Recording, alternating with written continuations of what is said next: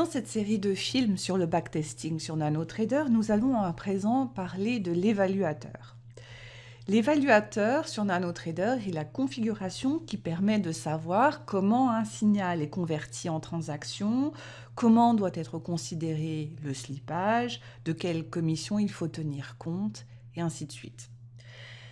Sur NanoTrader, l'évaluateur dépend tout d'abord de l'approche de trading que nous allons utiliser.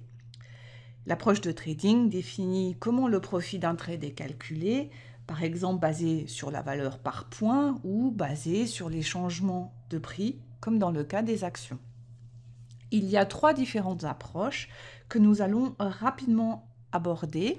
Tout d'abord, l'approche de trading se modifie dans votre barre de personnalisation sur la gauche du graphique.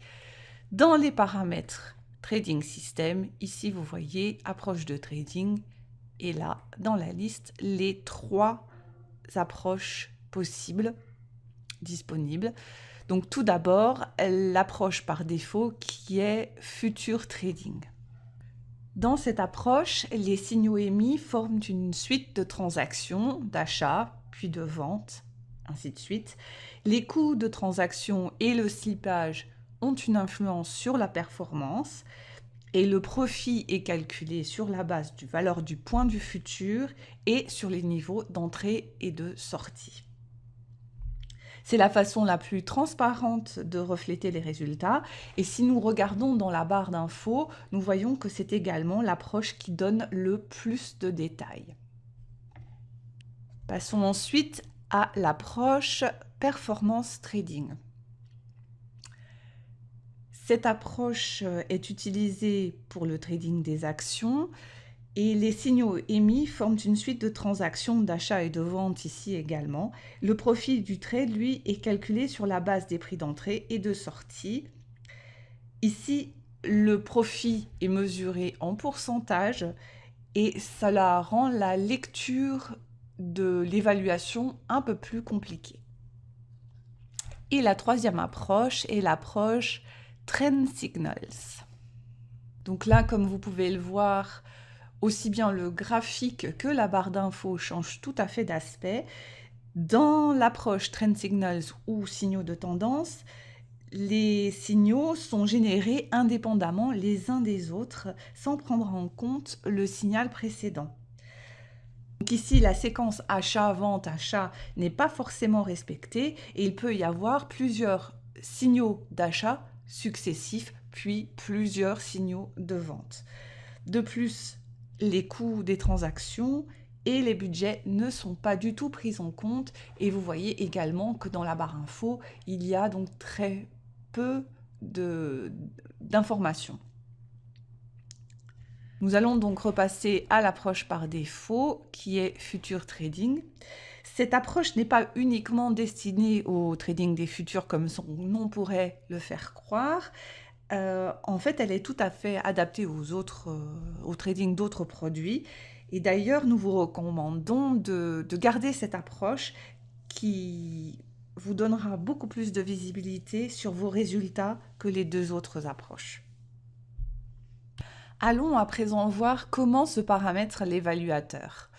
Pour ouvrir l'évaluateur, passez de nouveau par votre barre de personnalisation et cliquez sur cette icône ici, Paramètres évaluateur. Dans cette fenêtre, trois onglets, Trader les futurs, Contraintes de trading, Période de contrôle. Dans le premier onglet, vous voyez tout d'abord la valeur du point. Pour l'Eurostoxx, la valeur définie par le marché est de 10 € le point.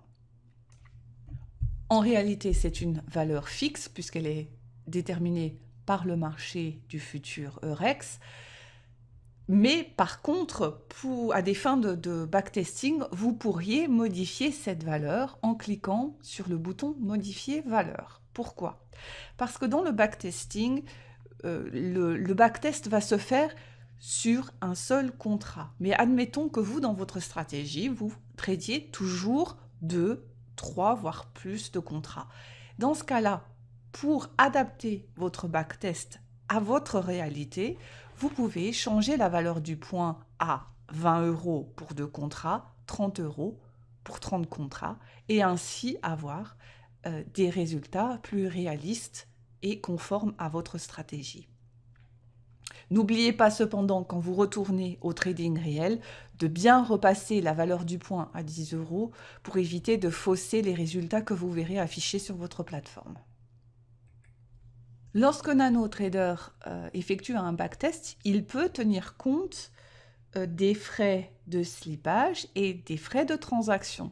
C'est pour cela que vous avez ici le coût d'un aller et le slippage qui peut être paramétré en nombre de ticks. Qu'est-ce que le slippage?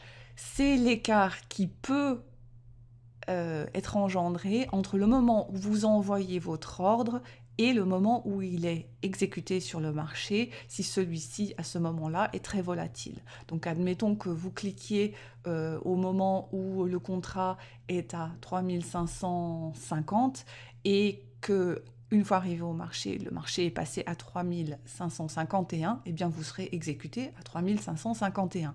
Il faut tenir compte de cette réalité et les paramètres de l'évaluateur vous permettent de le faire. Pour info, d'une façon générale, chaque fois qu'il y a un choix dans l'évaluation, NanoTrader retient l'hypothèse la plus défavorable. Il ne se pose jamais que le marché ira dans votre sens, ce qui permet d'avoir une évaluation plus prudente que de supposer que le marché est votre ami. Par exemple, supposons qu'on ait chargé l'historique en période unitaire de 60 minutes et que dans une même période soit déclenché un profit target et un stop. NanoTrader, lui, fera les calculs et supposera que c'est le stop qui a été exécuté en premier et non l'ordre limite. Du fait des commissions et du slippage, lorsqu'un ordre est exécuté, donc une position est ouverte, elle est automatiquement perdante au départ. Comme le but d'un backtest est de chercher une optimisation de votre système, vous avez la possibilité de mettre en place ce qu'on appelle une période de phase de préchauffement. C'est-à-dire, lorsqu'un trade est ouvert et toujours perdant dans les X périodes qui précèdent la fin de la période de l'évaluation, vous avez la possibilité de dire au backtest de ne pas en tenir compte, donc pour éviter de fausser les résultats de votre backtest. Pour mettre en évidence visuellement cette sorte d'occurrence, NanoTrader colore en bleu la phase de warm-up ou phase de préchauffement. La courbe de performance dans cette zone est tracée en pointillé pour signifier que la baisse constatée n'est pas prise en compte dans le calcul de la performance globale. Cette couleur bleue n'est dessinée que s'il y a un trade perdant et non clos durant cette phase.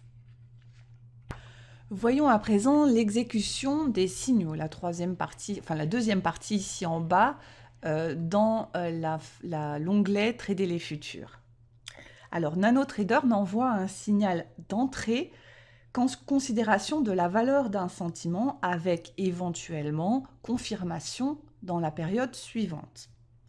À l'inverse, un signal de sortie, lui, peut résulter de la valeur d'un sentiment, mais aussi du déclenchement d'un stop.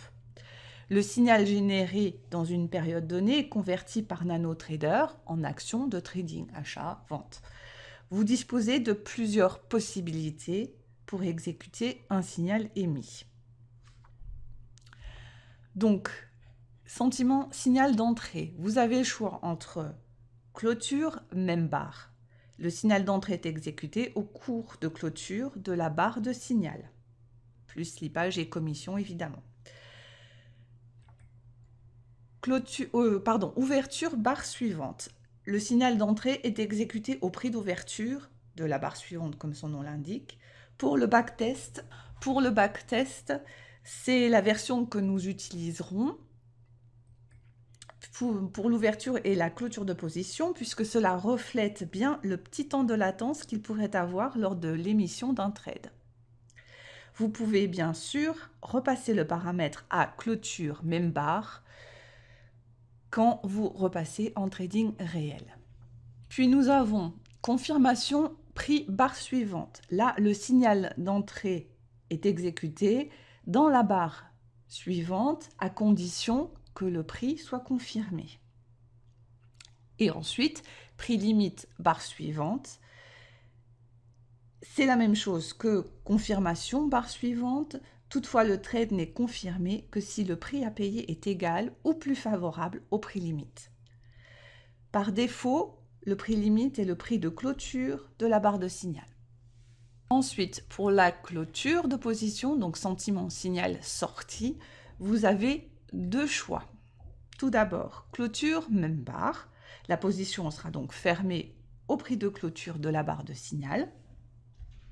Ou ouverture barre suivante, la position est fermée au prix d'ouverture de la barre suivant la barre de signal.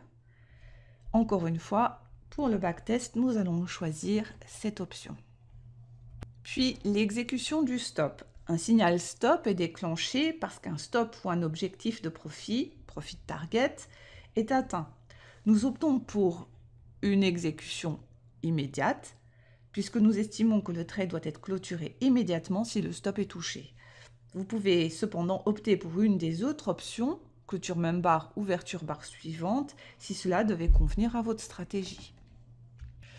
Passons à présent rapidement à l'onglet Contraintes de trading. Lors de l'élaboration et de l'optimisation d'une stratégie, le but ultime est de faire de gros profits. Mais en regardant cela de plus près, il y a d'autres critères dont il faut tenir compte. Lorsque votre stratégie rapporte un très gros gain, il se peut qu'un risque très élevé soit pris également, ou bien qu'avant de réaliser ce gain, il y ait de grosses pertes cumulées. Vous pouvez, par le biais de cet onglet, fixer des limites à votre stratégie qui devront être respectées lors de l'optimisation. Vous avez également toute une gamme d'objectifs d'optimisation différents. Par le biais de l'objectif d'optimisation, ici, vous donnerez des critères à utiliser pour le calcul de l'optimisation. Si vous sélectionnez par exemple performance totale, le système recherchera les paramètres grâce auxquels la performance, c'est-à-dire le profit net, pourra être augmenté pour une période donnée. Donc comme vous le voyez, pour chaque contrainte, vous pouvez fixer une limite inférieure et une limite supérieure. Il est également possible de ne fixer aucune contrainte en cliquant sur ce bouton. Lorsque vous spécifiez des contraintes au trading, celles-ci seront intégrées au calcul de l'optimisation. Il est d'ailleurs recommandé de commencer sans contraintes et de les introduire au fur et à mesure si cela devait s'avérer nécessaire pour les résultats de votre stratégie. Avec le système, vous pouvez également définir une période de contrôle, troisième onglet. Donc tout d'abord, la période de contrôle se définit ici en bas. Elle est fixée comme un pourcentage de la période d'évaluation totale. Par exemple, la période d'évaluation est de 100 jours et 25% de cette période est définie comme période de contrôle. Cela aura pour résultat de donner deux calculs d'optimisation. Un pour les 75 premiers jours et un pour les 25 derniers jours. Et vous pourrez ensuite définir sous l'onglet période de contrôle les contraintes à respecter pour cette période. Voilà pour les paramètres de l'évaluateur. Le manuel Trading System que vous trouverez dans le menu Aide, Manuel, Système de trading, vous permettra d'obtenir beaucoup plus d'informations à ce sujet.